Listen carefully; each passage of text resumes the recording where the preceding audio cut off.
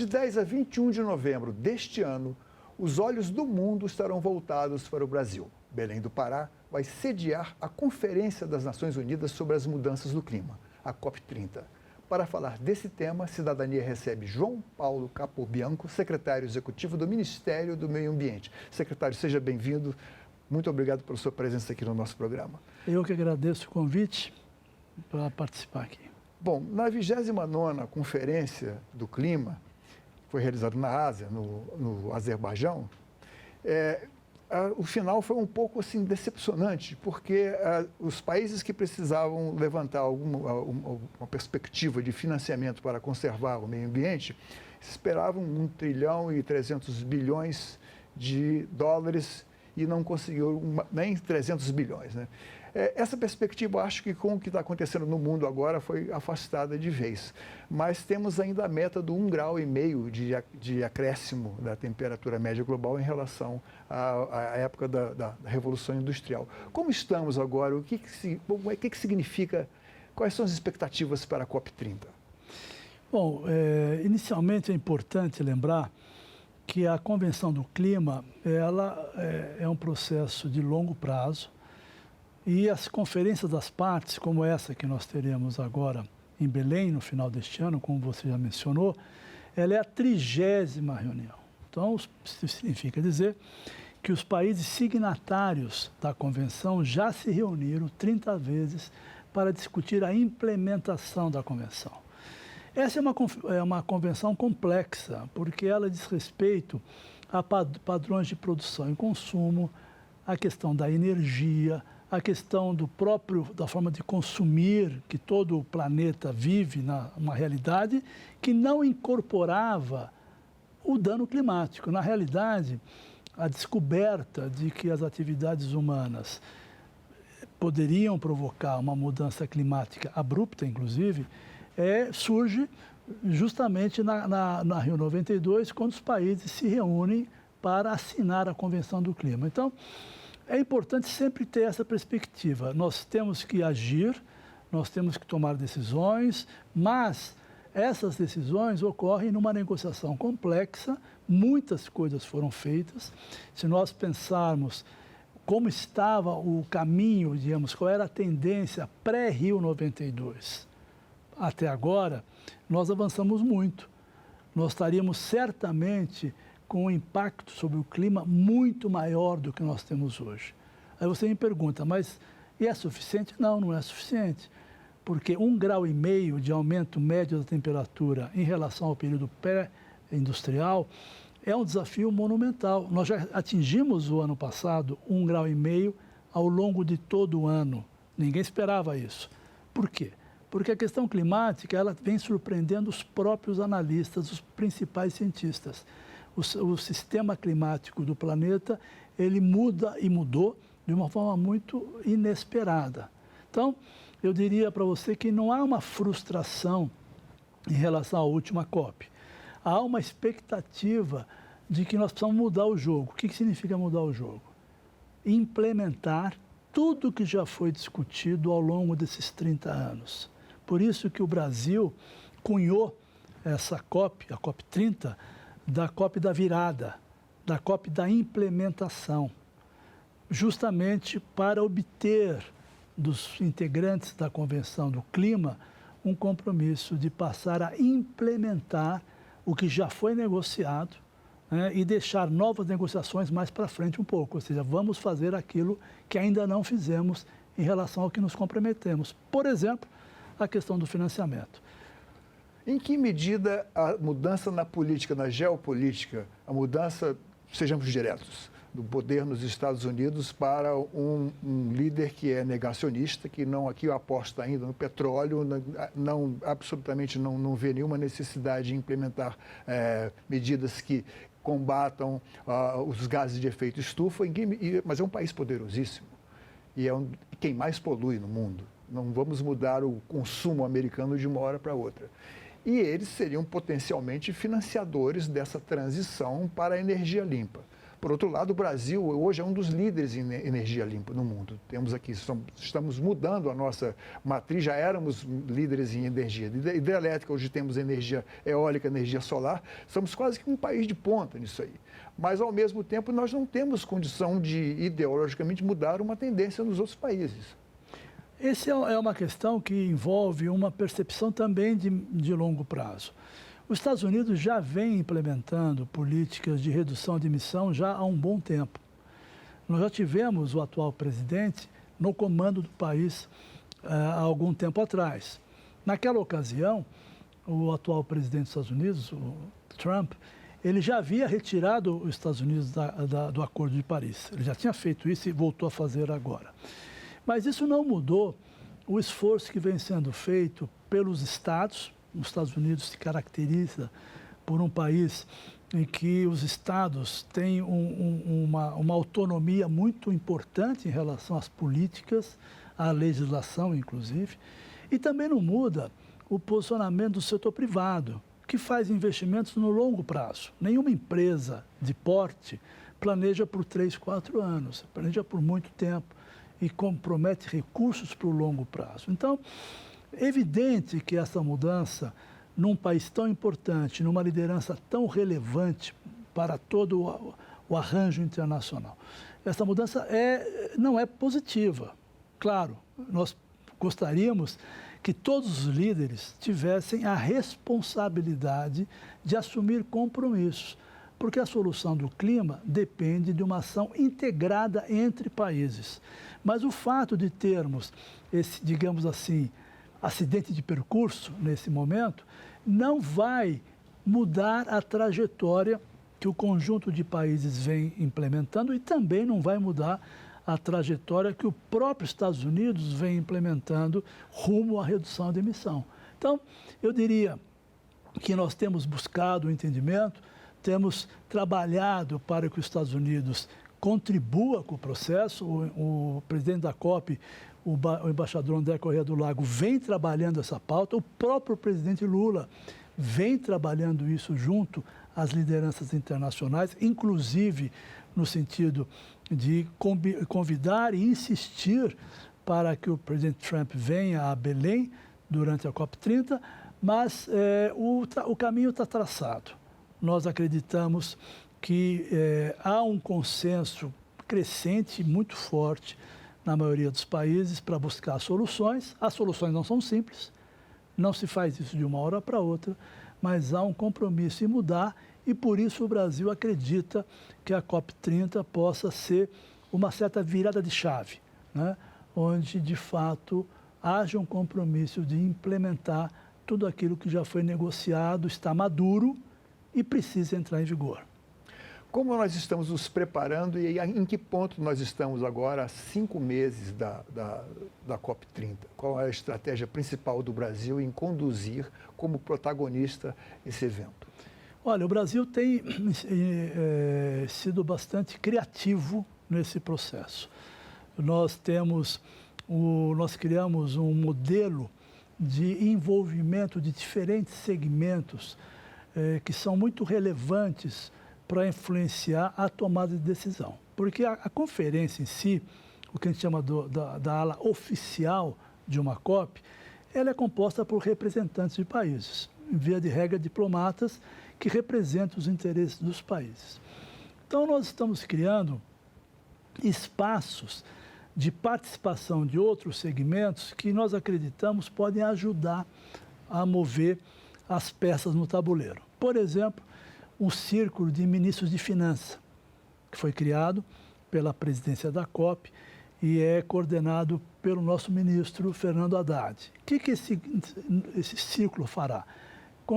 Está convidando, já está trabalhando com grandes líderes do setor financeiro dos países para discutir, por exemplo, uma questão que você abordou logo no início, que é como criar as condições para chegarmos a um financiamento internacional de 1,3 trilhão de dólares para ser investido principalmente nos países em desenvolvimento ou os países pobres, que são os que mais estão sofrendo os impactos das mudanças climáticas que já estão aí, né? Não são a mudança do clima não virá, ela já está ocorrendo e já está impactando severamente, principalmente as populações mais vulneráveis. Então, esse grupo de ministros está trabalhando propostas de como destravar essa negociação. Temos um outro círculo muito interessante, na minha opinião, que é o círculo dos ex-presidentes de COP. Porque nós tivemos muitas COPs, muitas delas bem-sucedidas, como foi a COP de Paris, a mais que todo mundo lembra, que aprovou o Acordo de Paris. Então, nós estamos reunindo aqueles dirigentes que ocuparam essa posição no passado e que souberam como destravar negociações num círculo de ex-presidentes de COP para acompanhar o processo e apresentar recomendações e sugestões ao presidente da COP para justamente fazer isso. Como é que eu destravo determinadas negociações, trazendo o conjunto dos países. Temos um outro ciclo fundamental, que é o de povos indígenas e populações tradicionais e juventude, que vai trazer o debate de segmentos da sociedade que, via de regra, estão fora dos processos de negociação, mas tem muita informação, tem muito conhecimento que pode ser utilizado. E ainda temos outros grupos, grupo de cientistas e acadêmicos, ou seja, a estratégia da presidência da COP está sendo no sentido de, ao mesmo tempo que dar as condições e participar das negociações, digamos, oficiais, trazer um conjunto de atores externos, mas muito relevantes, que são formadores de opinião, para ajudar a avançar na agenda. E, finalmente, um outro círculo muito importante, que é o balanço ético global. Isso vai ser uma marca importante da nossa COP, que é justamente a reunião de grandes lideranças no setor acadêmico, espiritual, no campo dos negócios, no campo das artes, no campo da juventude, no campo dos povos líderes de indígenas e comunidades tradicionais, que possam trazer as suas expectativas, as suas propostas e as suas mensagens para a reunião. Vai ser muito relevante também. O senhor me corrige, mas estamos falando também de soft power, daquelas ideias que são boas, são positivas e podem reunir em volta delas várias pessoas. Mas no ano passado nós tivemos um evento muito triste aqui no Brasil, que foi a devastação do Cerrado, da Amazônia, as queimadas em escala inusitada. Não se trata de exemplos como acontecem de fatores como na Califórnia, na Europa, que essas queimadas são sazonais. E como estamos hoje, para que a gente tem que jogar na defensiva também, o Brasil tem que apresentar um belo cartão de recepção. Nós estamos tomando medida para evitar novas queimadas, a devastação naquela escala que tivemos no ano passado? Olha, eu acho que o Brasil não deve jogar na defensiva, deve jogar na ofensiva, de forma positiva. Desculpa. Veja bem, o Brasil, ele, nos últimos 2 anos, ou seja, nos 2 primeiros anos do atual governo, reduziu sistematicamente, de forma contundente, o desmatamento. Nós tivemos uma redução na Amazônia de quase 45% em 2 anos. Tivemos, pela primeira vez, uma redução importante no Cerrado, que é um bioma que vem sendo muito impactado. E este ano conseguimos a redução, melhor dizendo, no ano de 2024, mas que nós medimos esse ano, tivemos uma redução do desmatamento em todos os biomas.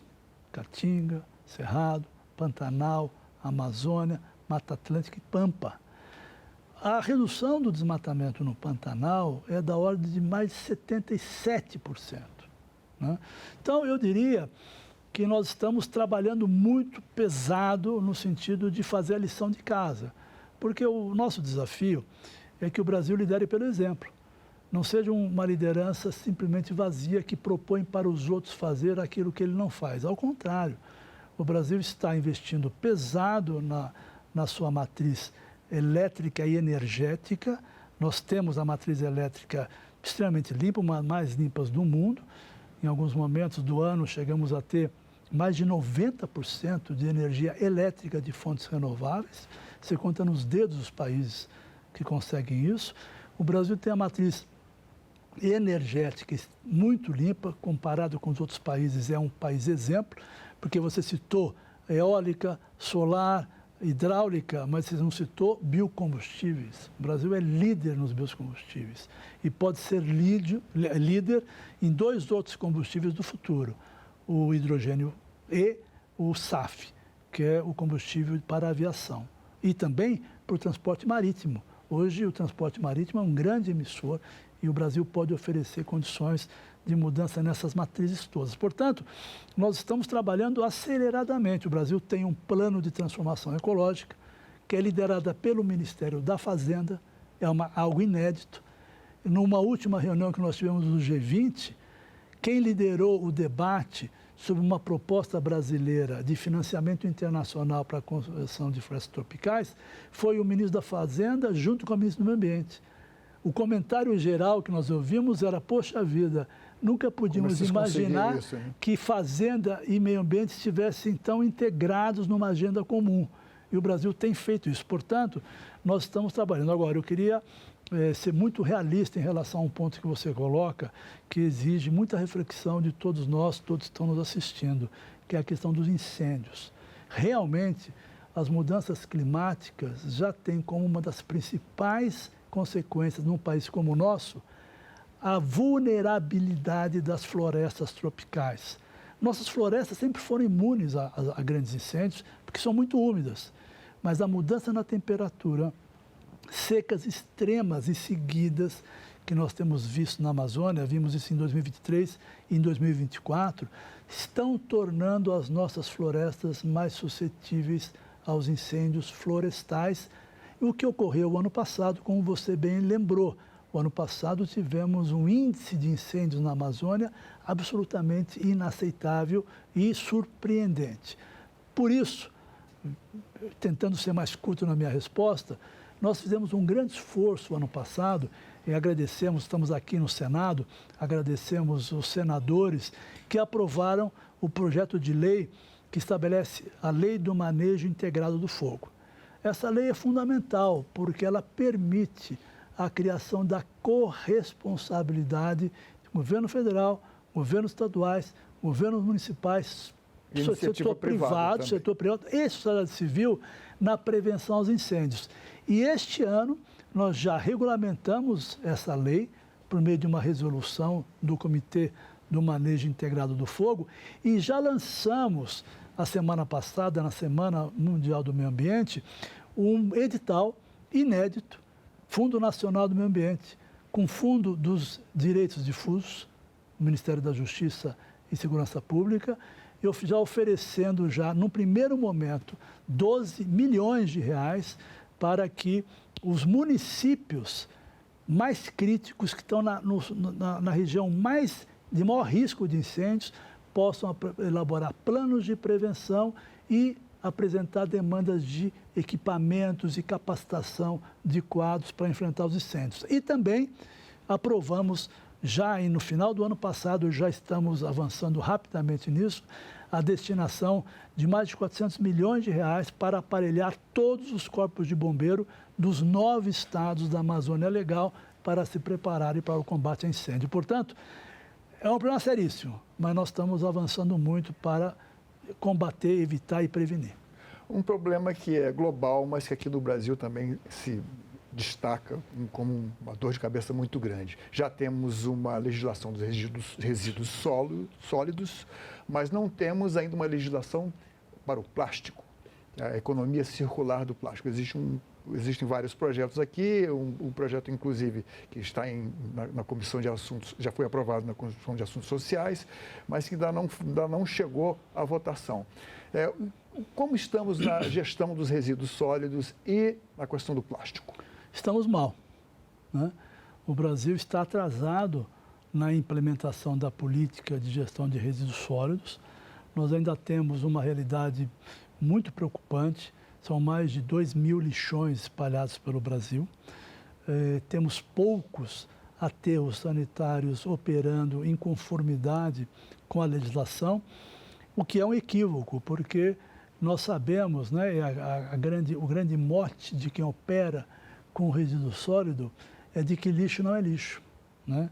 Lixo é um material que foi utilizado e que pode ser reaproveitado pela indústria, pode ser reaproveitado como compostos de fertilizantes e pode, no limite, naquilo que não é possível nem de ser recuperado na economia circular, nem utilizado como fertilizante, pode ser utilizado no aquecimento de fornalhas e caldeiras, gerando uma economia extremamente positiva. Mas então, o nosso mar recebe a cada ano 1 milhão e 300 mil essa é uma toneladas questão. de plástico.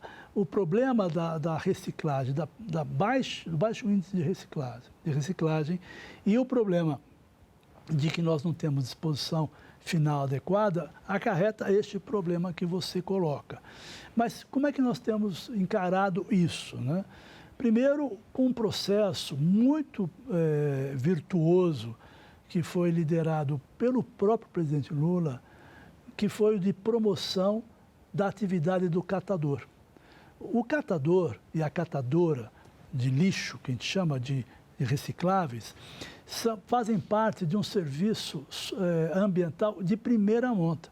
Então, desde o início do governo, o presidente fez questão de, na rampa, ter com ele uma catadora, e todo o esforço vem sendo feito para regulamentar e criar as condições para ampliar o acesso dos catadores a condições adequadas para promover a reciclagem, valorizar esse trabalho, remunerar esse serviço ambiental que catadores e catadoras prestam à sociedade e, com isso, aumentar a nossa capacidade de reciclagem. Isso vem sendo feito. Também estamos editando regulamentações que tratam da logística reversa, porque a lei brasileira determina que as empresas, as indústrias que colocam embalagens no mercado, sejam elas devem... responsáveis pelo destino, pela destinação final, reciclagem. Exatamente. Para isso, estamos regulamentando, já temos várias medidas adotadas, temos agora um decreto quase pronto, estamos fechando toda a negociação no âmbito do governo, inclusive envolvendo os setores interessados, particularmente catadores e catadoras, para aprovar esse decreto. Temos um outro decreto importantíssimo, que é a iniciativa de Oceano Sem Plástico, que vai estabelecer uma estratégia a ser implementada pelo país nos próximos anos para reduzir o plástico que chega aos oceanos, e estamos trabalhando de forma proativa e positiva no acordo, no Tratado Internacional de Plásticos, que vem sendo conduzido pelas Nações Unidas, e o Brasil tem sido um ator importante. Temos tido reunião entre o Ministério do Meio Ambiente, Ministério do Desenvolvimento, Indústria e Comércio e outros parceiros, Secretaria-Geral da Presidência, no sentido de termos uma ação proativa, construtiva, que um tratado forte para a redução do lixo nos oceanos, mesmo porque, na realidade, não é um problema só do Brasil. O problema da contaminação por plástico nos oceanos é um problema de muitos países e nós precisamos de um tratado internacional para regulamentar isso. O Ministério do Meio Ambiente tem alguma parceria com o Ministério da Justiça para interferir na Amazônia em ações punitivas e repressoras de Com certeza absoluta. O Ministério da Justiça e Segurança Pública integra a Comissão Interministerial de Prevenção e Controle do Desmatamento, não só na Amazônia, né? Porque essa é uma novidade importante também desse governo, uma determinação do presidente Lula. Nós tínhamos antigamente plano de prevenção e controle do desmatamento da Amazônia e do Cerrado. Por uma decisão do presidente, hoje nós temos de todos os biomas terrestres brasileiros esses planos específicos com medidas específicas, porque cada bioma é de um jeito, eles têm características diferentes, têm causas e efeitos diferentes. Então, existem planos para todos os biomas e o Ministério da Justiça e Segurança Pública é parte integrante desse sistema. É vital para as operações de fiscalização, porque por meio da Polícia Federal Rodoviária, né, da Polícia Nacional de Segurança, da Polícia Federal, as operações são integradas e, com isso, nós temos feito uma ação bastante vigorosa no sentido de combater o desmatamento ilegal de forma absolutamente intensa e radical. Secretário, muito obrigado mais uma vez pela sua presença aqui no Cidadania. Eu que agradeço, estamos sempre à disposição e conte conosco. Esta entrevista e todos os nossos outros programas estão disponíveis para você rever ou compartilhar no nosso site, senado.leg.br/tv, ou então pelo nosso canal no YouTube. Inscreva-se lá e marque o sininho para receber notificações. Obrigado pela companhia e até o próximo Cidadania.